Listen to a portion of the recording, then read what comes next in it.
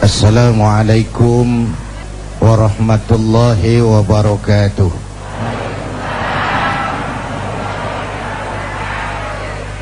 Para ulama yang saya muliakan, Pak Master dari PBNU yang saya hormati, bapak-bapak, ibu-ibu, segenap pemirsa TV One di seluruh tanah air yang saya cintai.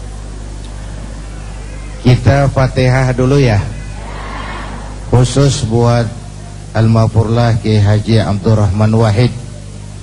Mudah-mudahan beliau diterima segala kebaikannya, diampuni segala dosa dan kesalahannya, dan kita dapat meneruskan kebaikan-kebaikan beliau.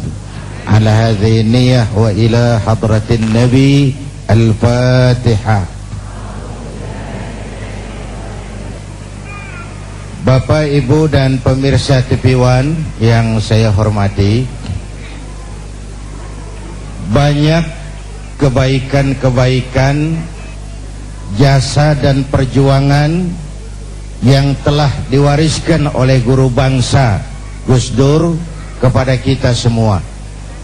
Mulai dari berjuang menegakkan demokrasi sampai kepada menerjemahkan apa yang jadi tema pengajian kita kali ini, Islam sebagai rahmatan lil alamin.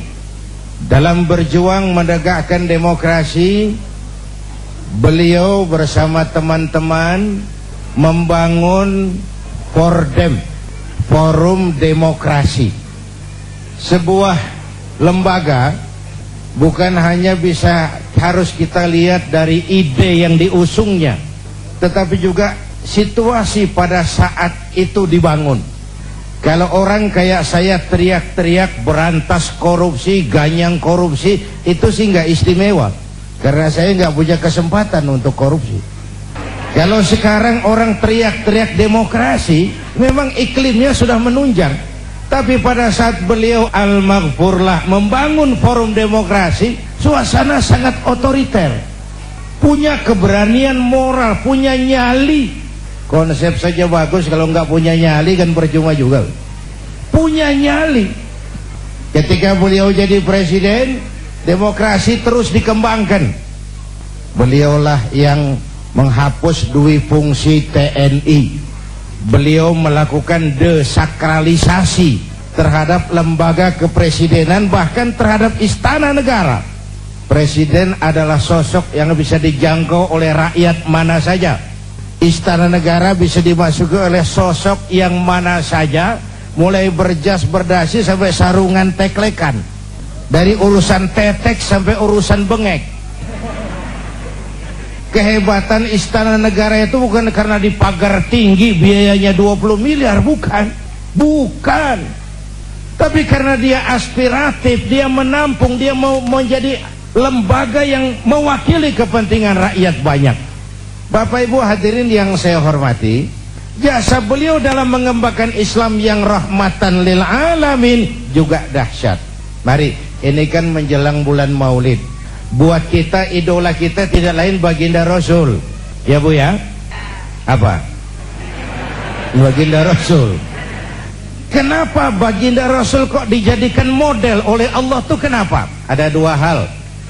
Pertama, karena beliau manusia seperti kita nih, utuh manusia. Ini menyangkut predisposition.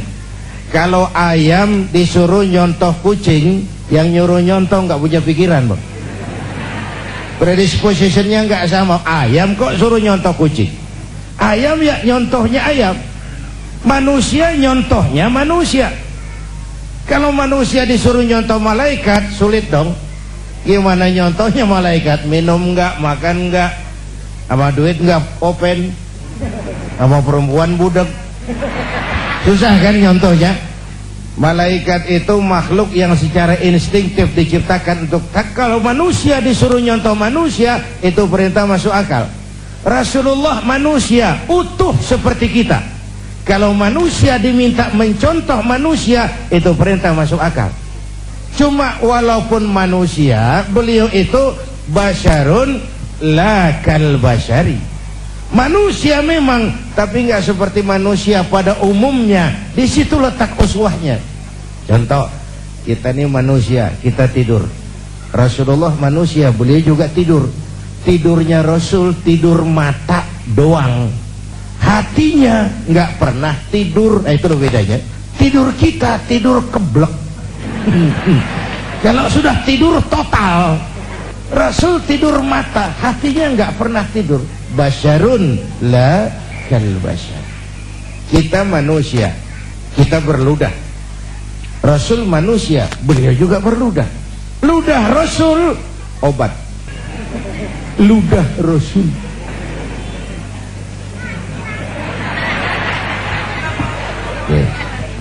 Di Goa Thur, Sayyidina Abu Bakar turun duluan bersihin goa. Sebentar ya Rasul, saya bersihin. Kalau ada binatang berbisa, silakan. Turun Sayyidina Abu Bakar bersihin goa. Betul, tangannya digigit kalajengking, Pak. Sakit, ngebet, bengkak. Kalajengking Arab. Ya memang di Arab kejadian itu. Ya udah dengerin aja, kenapa sih? Ditahan saja oleh beliau. Sudah, ya Rasul silakan turun. Lama-lama di goa kelihatan juga tuh Sayyidina Abu Bakar pucat mukanya. Mabaluka ya Abu Bakar. Abu Bakar, kenapa kamu pucat? Enggak. Berat meninggalkan Mekah? Enggak. Malas hijrah ke Madinah? Enggak ya Rasul.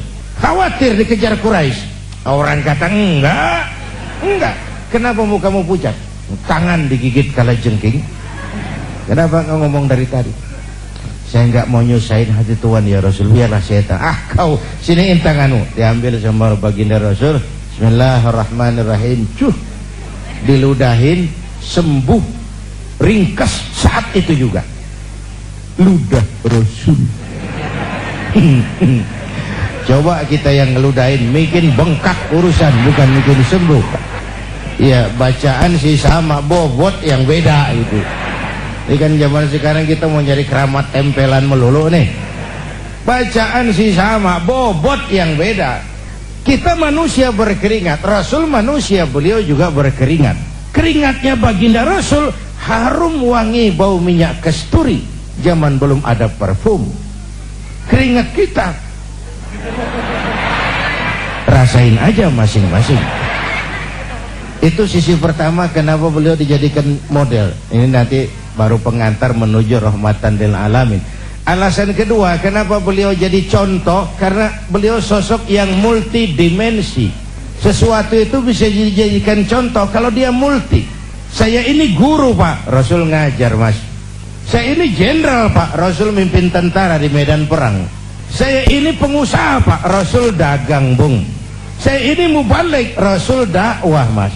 Saya ini kepala rumah tangga, Rasul punya anak istri Bung. Dan di dalam keseluruhannya beliau uswatun. Bagaimana membina rumah tangga bahagia menurut contoh Nabi Isa? Tidak ada Mas. Kenapa? Nabi Isa belum sempat kawin. Nabi Isa belum sempat kawin. Ada pengikut Nabi Isa menyangka tidak kawin ajaran Nabi Isa, ikut lagi nggak kawin, mubazir. Loh Pak, saya kalau kiai nggak boleh kawin, saya pilih berhenti jadi kiai Pak. Bapak Ibu hadirin yang saya hormati, dan Imam Busairi malah menggambarkan begini, ka'annahu wa huwa fardun fi jalalatihi fi askarin hina talqahu wa fi hasam. Yang dahsyat, kehebatan Rasulullah itu sepertinya sama di lini manapun beliau itu, baik di tengah tentara atau waktu sendirian. Begini dah yang gampang nih, pakai bahasa kita nih, bahasa Ciganjur. Bu, orang banyak hebat, tapi yang orang hebat banyak, tapi yang hebat di mana-mana langka Pak.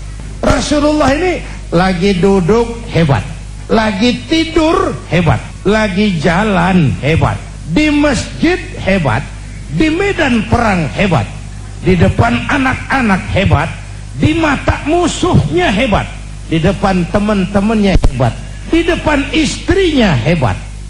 Udah susah nyari orang begini. Kita hebatnya setempat. Di kantor hebat, sekantor orang diomelin. Di kantor pulang ke rumah dikeplak sama bininya, diem aja, dia nggak ngelawan.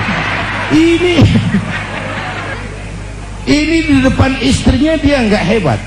Bapak Ibu hadirin yang saya hormati, nah beliau ini diutus rahmatan lil alamin, sebagai rahmah bagi semesta alam. Ini kan akhlak itu kan ada 3 bagian. Akhlak kepada Allah, akhlak kepada sesama, akhlak kepada makhluk Allah di luar manusia, alam semesta. Ini untuk lebih memberikan gambaran tentang rahmatan lil alamin. Akhlak kepada sesama, akhlak manusia kepada Allah. Ini yang pertama, tugas Nabi. Bu, memperbaiki akhlak kepada Allah. Sebelum beliau datang, manusia nggak punya akhlak kepada Allah. Pohon disembah, gunung disembah, ya Bu ya. Bu, sekarang juga nih zaman kita akhlak kepada Allah sering lentur dan luntur, lentur dan luntur. Akhlak kepada Allah mulai goyah. Apalagi sekarang nih istilahnya abad entertain. Kiai sama dukun tipis bedanya sekarang. Bener-bener. Bu, akhlak kepada Allah mulai bergeser. Ketika miskin kita hamba Allah, setelah kaya kita pindah jadi hamba harta. Ya Bu ya. Hamba Allah itu kalau keluar dari pengakuan Allah itu mahal. Tapi kalau keluar dari mulut kita itu murah. Kenapa murah? Ngaku. Orang ngaku boleh-boleh saja toh. Saya hamba Allah. Kata siapa? Kata saya. Apa Allah mengakui saya sebagai hambanya? Itu yang saya belum tahu. Bu, Ibu kenal sama Presiden SBY? Presiden SBY kenal sama Ibu? Ngaku loh. Ngaku. Orang ngaku sih boleh-boleh saja, cuma diakui apa tidak itu soal lain. Bapak, Ibu dan segenap pemirsa TV One di seluruh tanah air, mohon maaf Pak Wali Kota Depok, agak kehalingan tadi, enggak kelihatan. Bapak Ibu hadirin yang saya hormati, saya bersyukur lahir di Indonesia. Saya bangga jadi anak Indonesia, menuju Islam rahmatan lil alamin dengan tetap menjaga keindonesiaan kita. Bukan karena saya ditatar untuk itu, bukan. Pertama karena perjalanan dakwah saya ke seluruh pelosok Nusantara, saya saksikan wajah Indonesia dari desa ke desa. Yang kedua, Allah kasih kesempatan saya melihat berbagai negeri lain di dunia ini. Makin banyak negeri saya lihat, saya kok makin bersyukur lahir di Indonesia, jadi anak Indonesia. Bu, sedikit wawasan kebangsaan dulu dah sebelum menuju rahmah. Indonesia kita ini besar nggak? 17.000 pulau. Itu belum termasuk Pulau Gadung dan Pulau Gebang. Tambah 2 kalau itu masuk. Masya Allah. Untayan zamrud katulistiwa hijau ranau subur makmur gemah ripah loh jenawi toto tentrem kertora harjo. Besar. Buminya subur. Di atas perut bumi Indonesia segala tanaman hidup. Di bawah perut buminya ada gas, ya Bu, ada minyak, ada lumpur, ada batu bara. Lautnya kaya, hutannya kaya. Bu, ini titipan Allah kepada kita, orang Indonesia, rakyat Indonesia. Kekayaan negeri ini dikuasai oleh negara, itu sudah betul, tapi harus digunakan bagi sebesar-besar kemakmuran rakyat. Itu amanat pasal 33. Itulah sebabnya kita perlu membangun kebersamaan. Bu, kita ini sudah diajarkan oleh masjid bagaimana menata masyarakat yang baik, memelihara kemajmukan. Coba masyarakat masjid. Pertama, siapapun masuk masjid copot sendal, buka sepatu. Benar itu? Kan ini masyarakat yang mau kita bangun. Jangan ada warga negara kelas 1 di republik ini. Lurah masuk masjid buka sepatu rah. Camat masuk masjid buka sepatu. Itu Pak tuh yang ngomong tuh. Enggak, mat. Tapi yang penting kemajemukan. Kalau sudah masuk ke masjid, sholat berjamaah, nggak pernah kita usil dari mana orang datang. Yang penting kemana dia menghadap. Inilah komitmen keindonesiaan. Coba masyarakat masjid, lu dari mana? Dari kidul mang, madep ngulon. Lu dari mana? Dari wetan, madep ngulon. Lu dari mana? Dari kulon, madep ngulon juga lu. Kita ini bineka, tapi tunggal. Kita ini beragam, tapi oleh Islam memperkuat semangat nasionalisme ketika Rasul mengajarkan hubbul watan minal, cinta tanah air bagian dari iman. Lah tanah air kita bukan Arab Saudi, bukan Palestina, bukan Aljazair. Tanah air kita Indonesia. Mencintai Indonesia bagian daripada iman. Saya belum pernah melihat suatu agama mengajarkan begini luhur, cinta tanah air bagian daripada iman. Bagaimana agama mendorong mengentalnya semangat nasionalisme. Bapak Ibu hadirin yang saya hormati, oleh karena itu Islam harus kita terjemahkan dalam skala yang rahmatan lil, mulai sesama makhluk manusia, baik kepada makhluk Allah di luar manusia. Sekarang ini kan alam kurang ramah dengan kita karena kita juga tidak ramah kepada alam. Bu, yang gampang deh nih, bentar ya pakai bahasa Ciganjur. Bu, satu hari kampung saya kebanjiran, air masuk ke rumah. Saya ribut, ini masih zaman ada engkong saya. Engkong tahu engkong? Kakek. Saya teriak, "Kong, banjir Kong." Kata engkong saya, "Biarin, bukan salah air, habis salah lo." Salah kita bagaimana Kong? Lo tempat air lo tempatin. Yang punya datang pan kagak ngerti. Tempat gua di sini kenapa ada lo? Bu, engkong saya nggak makan bangku sekolahan, tapi wise, berpikir pada tatanan keseimbangan. Air kan bukan musuh, air pan temen kan kudu punya tempat. Nah kalau tempatnya kagak punya, apa dia nggak ngayap masuk ke rumah kita? Air kasih tempat.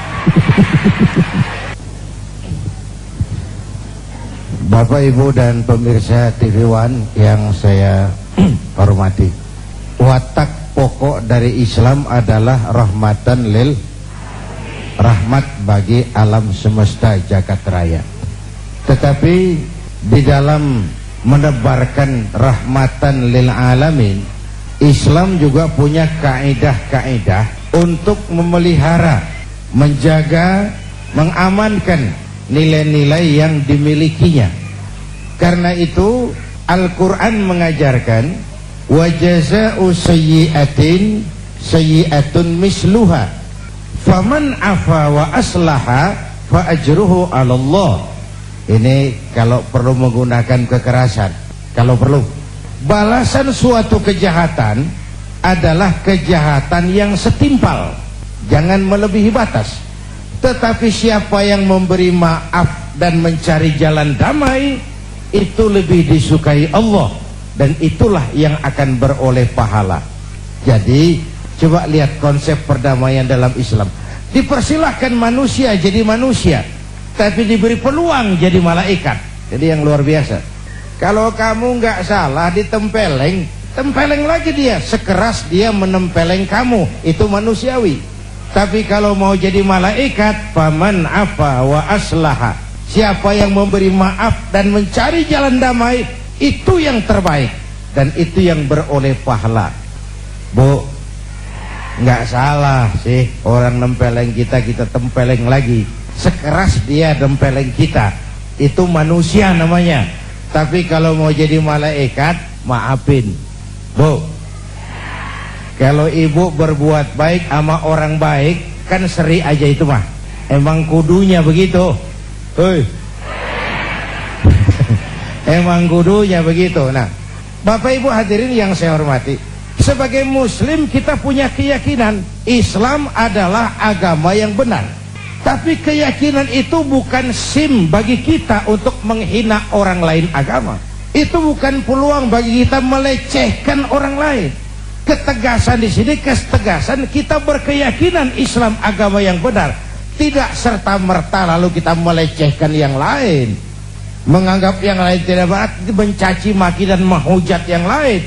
Karena kita sendiri pun kalau agama kita dihujat orang, jengkel nggak? Jengkel nggak? Sama dong. Ya, yang kita nggak suka terjadi pada diri kita, orang lain gitu juga. Makanya jangan merasa pinter, tapi harus pinter merasa. Jangan merasa pinter, tapi harus pinter merasa.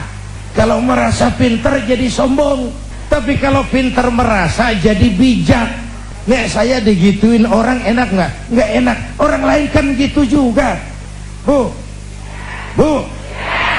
jadi saya kira itu ya, dibiarkan manusia jadi manusia, balas kejahatan dengan kejahatan yang setimpal, itu manusiawi. Tapi kalau mau jadi malaikat, faman afa wa aslaha, siapa yang memberi maaf dan mencari jalan damai, itu yang terbaik. Dengan kata lain, musuh sih jangan dicari, tapi kalau ketemu sih jangan lari. Ya. Baik. Bapak Ibu pemirsa TV One, menarik sekali. Yang pertama, jujurlah. Jujurlah itu kalau bahasa seniman, jangan ada dusta di antara kita. Selama ini urusan jadi bebelit ini karena kita pandai bermain minyak di atas air, menggunting dalam lipatan, manis kalau berhadapan, balik belakang lain bicara. Mulutnya cerita tentang jihad terhadap korupsi, tapi di belakang melindungi koruptor. Itu kan ada dusta di antara kita. Sederhana pesan Gus Dur, jujur. Dan kejujuran itu dimulai dari diri sendiri. Rasul mengajarkan, ana awwalu wajibin ala ma amartukum bih. Apapun yang aku perintahkan kepadamu, aku pelaksana pertamanya. Maka perintahnya berwibawa, ajarannya diikuti orang karena beliau menggunakan prinsip ini. Lidahnya adalah hatinya, ucapannya adalah perbuatannya. Orang ikut tidak ragu-ragu. Tidak ada yang disembunyikan oleh baginda Rasul. Beliau bukan tokoh yang piawai membangun pencitraan, tidak. Beliau tokoh yang jujurlah apa adanya. Itu yang saya katakan tadi, desakralisasi lembaga kepresidenan. Presiden bisa dijangkau siapa saja. Desakralisasi istana negara, istana bisa dimasuki oleh rakyat yang bagaimanapun saja. Ya Bu? Jujurlah. Satu. Yang kedua, adil, bersikap adil, terutama kepada diri sendiri. Bapak Ibu hadirin yang saya hormati, rakyat merasa selama ini keadilan itu mahal. Bahkan keadilan sering seperti pisau, tajam ke bawah, tumpul ke atas. Asal kita nih yang kecil-kecil salah, hukum cepat benar prosesnya. Begitu yang gede salah, orang pada diem belaga bego. Itu yang bikin kita capek. Yang nyolong semangka, buah randu, apa lagi? Ya lo hitungin aja dah. Itu sebuah potret betapa keadilan itu masih mahal di negeri ini. Bapak Ibu hadirin yang saya hormati, yang ketiga tadi, taat hukum. Jangan menegakkan hukum dengan cara yang melanggar hukum. Jangan menegakkan demokrasi dengan cara-cara yang bertentangan dengan kaedah-kaedah demokrasi. Lil wasail hukmul maqasid. Nggak boleh nyolong sarung walaupun niatnya buat sholat. Apa karena diniatkan buat sholat curi sarung lalu jadi halal? Ya tidak, walaupun sholatnya sah tapi curinya tetap dosa. Sah karena fikih tidak pernah mempersoalkan sarungnya dari mana. Lil wasail hukmul maqasid, tujuan dan cara hukumnya sama. Tujuan yang baik harus dicapai dengan cara yang baik. Ya kita berharap mudah-mudahan 100 hari ini kan masa pemerintah kan sudah banyak yang bisa dikerjakan ya Bu ya. Kita rakyat tahu kan, mobil menteri udah bagus, alhamdulillah. Perumahan DPR renovasi 300 miliar, alhamdulillah. Akan segera dibeli pesawat kepresidenan, persekotnya 200 miliar, alhamdulillah. Itu kan tanda kemakmuran. Soal buat siapa, wallahu a'lam.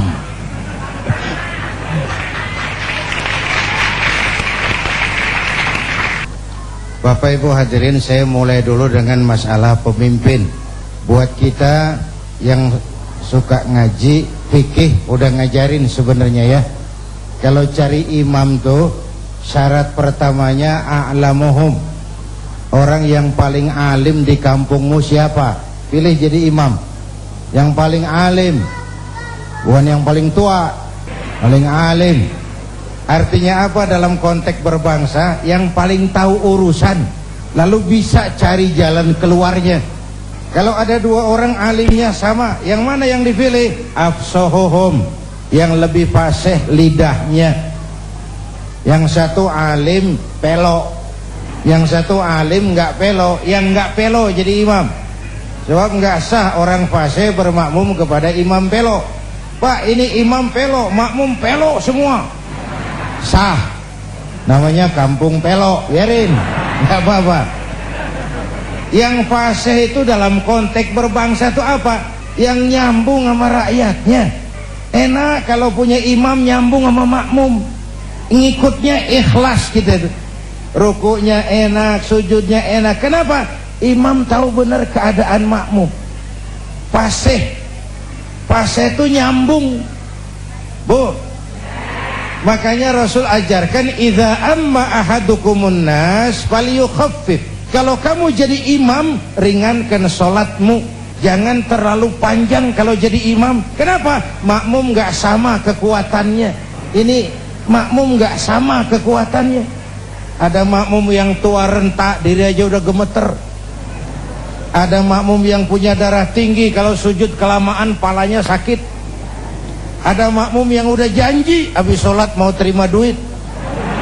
Bayangin kalau imam kelamaan. Ini nggak fasih, nggak bisa tahu keadaan makmumnya. Bu, tahu persis keadaan rakyatnya. Jangan udah sholat isya berjamaah, rakaat pertama selesai Fatihah Yasin. Ini imam nggak aspiratif ini. Makmum ikut sih ikut tapi ngancem. Paling sekali ini gua sholat di sini, besok nggak bakalan balik lagi. Tuh imam kayak begitu sekali doang dipilih. Bu, kalau fasihnya sama, yang mana yang diangkat yang dipilih? Aktaruhum sinnan, senioritas. Kalau lahirnya bareng, awaluhum hijratan. Ini dalam konteks yang lebih nasionalis, yang lebih Indonesia. Awaluhum hijratan, yang lebih dulu tinggal di situ. Ini kan dalam konteks pemahaman yang lebih berjiwa nasionalis, yang zahir batinnya Indonesia, bukan cuma orang Indonesia tapi ngagumi negeri lain. Awaluhum hijratan, yang lebih nasionalis. Loh, kalau bahasa saya kan sederhana, jangankan yang makro, yang mikro aja. Kita mau bersaing dagang sama Cina, urusan kecil-kecilan aja kita udah kalah kok. Makanan ringan tuh pizza, hamburger, McDonald, Kentucky udah nyampe ke latar rumah kita. Ya, ongol-ongol.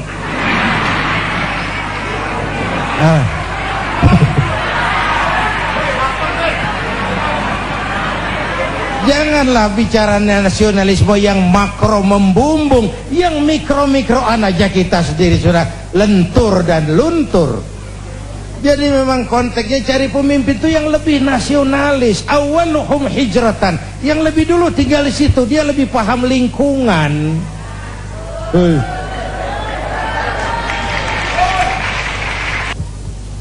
Bapak Ibu dan pemirsa TV One di seluruh tanah air yang saya cintai, dari perbincangan kita hari ini, pertama bahwa kita mempunyai misi yang penting dalam hidup ini untuk mewujudkan Islam dalam wajah yang rahmatan lil alamin, sesuai dengan bidang dan kemampuan kita masing-masing. Sesuai dengan bidang dan kemampuan kita masing-masing.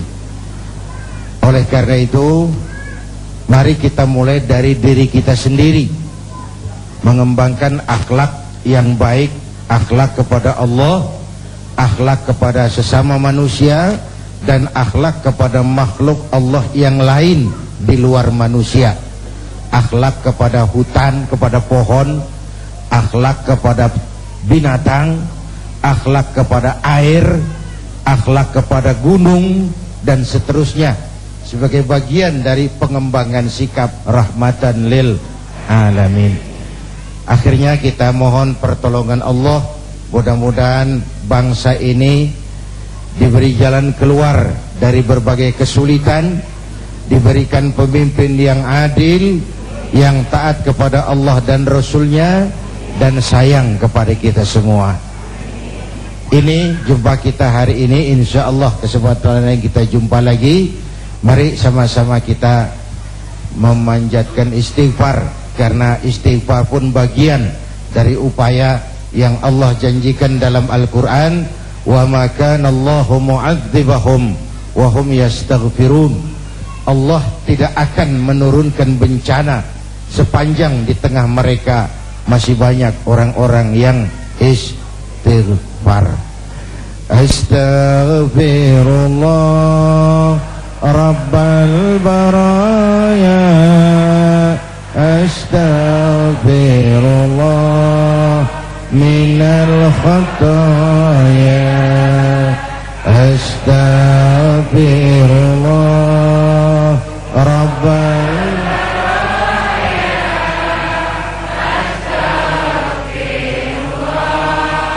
minal khataya, dalam surat Al-Hujurat ayat 13 Allah berfirman, hai manusia, sesungguhnya kami menciptakan kamu dari seorang laki-laki dan seorang perempuan, dan menjadikan kamu berbangsa-bangsa dan bersuku-suku supaya kamu saling kenal. Semangat berbangsa adalah hal yang utama dalam kehidupan berbangsa. Semoga kita senantiasa bisa menjaga persatuan dan kesatuan bangsa ini, agar bangsa Indonesia benar-benar bisa menjadi bangsa yang kuat dan bangsa yang kokoh. Terlebih dari itu semua, tentunya kita umat Islam mari kembali lagi mengkaji dan juga mempelajari agama Islam, agar Islam benar-benar menjadi rahmatan lil alamin, membawa kedamaian bagi seluruh alam semesta. Saya David Alik undur diri di hadapan Anda, dan terima kasih kami ucapkan pada keluarga besar almarhum Kiai Haji Abdurrahman Wahid. Terima kasih kepada Bapak Masdar Farid Mas Udi, dan juga terima kasih Bapak Lukman Hakim, terima kasih pada Bapak Nur Mahmudi Ismail. Terima kasih kepada pemirsa. Kami mohon maaf jika ada kekurangan dan kesalahan. Minggu depan kami akan disiarkan langsung dari Rutan Pondok Bambu. Wabillahi taufiq wal hidayah. Wassalamualaikum warahmatullahi wabarakatuh.